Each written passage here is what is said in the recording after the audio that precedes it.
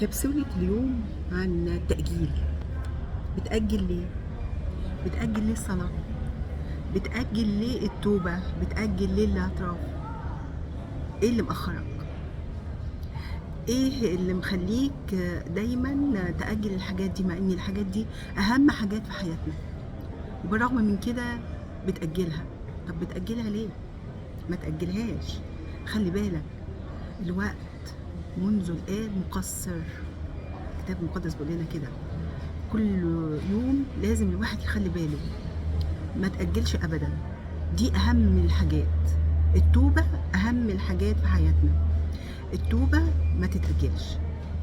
هو حتى بنرنم فيه ترنيمة بتقول نقطة مية رايحة وجاية، برضو بنقول فيها إن التوبة ما تتأجلش. فعلا التوبة ما تتأجلش. خلي بالك، خليك صاحب لأبديتك. خليك دايما حريص إنك تكون إنسان مستعد طول الوقت. عشان كده نشط نفسك. خلي ليك كل شهر قاعدة مع أب اعترافك. كل شهر قاعدة مع أب اعترافك. يوميا الصلاة، يوميا تكون الصلاة، وشهريا قاعدة مع أب اعترافك. احنا ليه بنحس ان الصلاة تقيلة قوي، مع ان يعني احنا اما انا في صلاه، يعني داود يقول كده اما انا في صلاه. فعايزين احنا كمان واحنا ماشيين في الطريق نصلي، واحنا داخلين ننام نصلي، واحنا قبل ما ناكل نصلي، بعد ما ناكل نشكر ربنا ونصلي.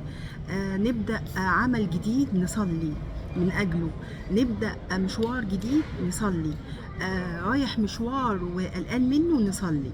خلينا دايما نصلي من اجلنا، ومن اجل اولادنا، ومن اجل بيوتنا، من اجل الناس التعبانه، من اجل المرضى، من اجل اللي عندهم مشاكل ومحتاجين حد يقف جنبهم وحد يسندهم. محتاجين طول الوقت، طول الوقت ان احنا نكون مستعدين، ان احنا ما نأجلش اهم حاجات في حياتنا.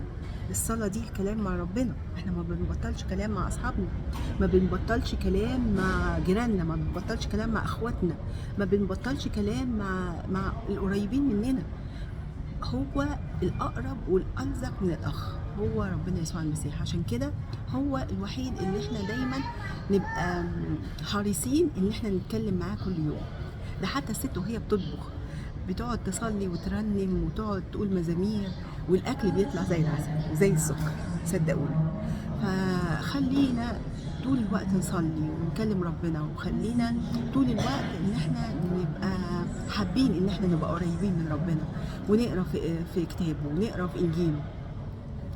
خلينا طول الوقت عايشين حقيقيين، يعني قريبين قوي، مش بعاد، لان ربنا مش بعيد. ربنا قريب من كل واحد فينا. ربنا شاعر بكل واحد فينا، وسامع كل واحد فينا، وحاسس بكل واحد فينا. ليه احنا نأجل الصلاة؟ ليه نأجل التوبة؟ محدش ضامن عمره. احنا قلنا قبل كده في الكبسولة اللي قبل كده ان احنا يعني خلينا زي ما دايما مستعدين لليوم اللي مش عارفين امتى هيجي، لا نعرف اليوم ولا الساعة، لكن احنا نكون مستعدين طول الوقت. كبسولة ليومي.